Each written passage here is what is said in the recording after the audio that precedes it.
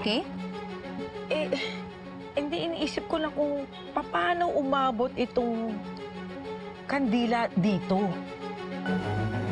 Dito nasunog si Bishop. Tapos doon naman galing itong kandilang to. Eh, doon galing sa altar ang layo-layo. Baka may nakasagi lang, ma, or...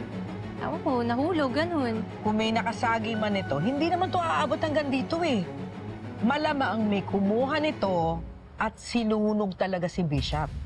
Eh, napakainit nito eh. Sigurado mapapaso yun. Ma, you know that sounds insane. Sino makakaisip manunog ng isang bishop? You'll be surprised. Kadalasan, akala natin may katabi tayong anghel, yung pala demonyo. Sandali. Saan ka, ma? Ma! Tita, nauuhaw po ako. Sige, kukuhanan ko kayo ng maiinom. Anong gusto mo mainom? Paunta po, juice, please. Sige, kukuha ako ng apple. Ano pa ginagawa mo dito?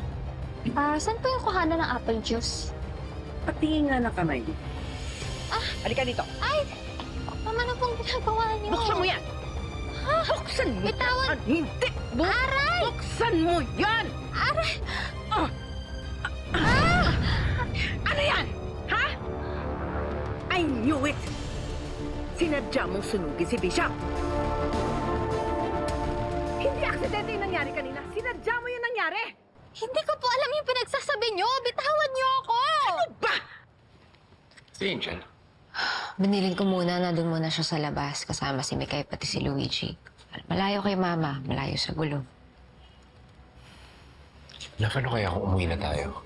Total, nakapag-hi na naman tayo sa mga bisita.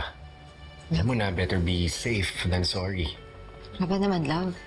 Ganyan ka, baka walang tiwala kay Angel? Ha? Na automatic pag nandito siya may gulo agad. Love, hindi naman. I just want peace and quiet. Is that too much to ask? Teka muna! Bakit mo ba ginawa to, ha? Bakit mo ginawa to? Nasasaktan ako! Bitawan mo ako! Bakit mo ginawa to, ha? Aray! Para Bitawan niyo! magkagulo kami dito? Para ipahiya mo ako? Ano ba? Nasasaktan po ako! Aray! Mikay! Akala mo Mikay, tulungan mo ako! ka sa akin? Hindi na! Aray! Ate! Mami, Daddy, Lolo! Si Lola po, sinasaktan po si Tita Angel. Ha? Ang tama na po! Aray ko! Aray! Ate! Ate! Anong kaguluhan to? Ha? Rinig na rinig kayo sa loob. Sinadya niyang sunugin si Bishop! What? Angel! Totoo ba yan? Ate, hindi totoo yun! Ako nga yung nagtanggol kay Bishop eh! Sinungaling! Tignan niyo yung kamay niya! Labas mo yan! Patingin ako ng kamay mo.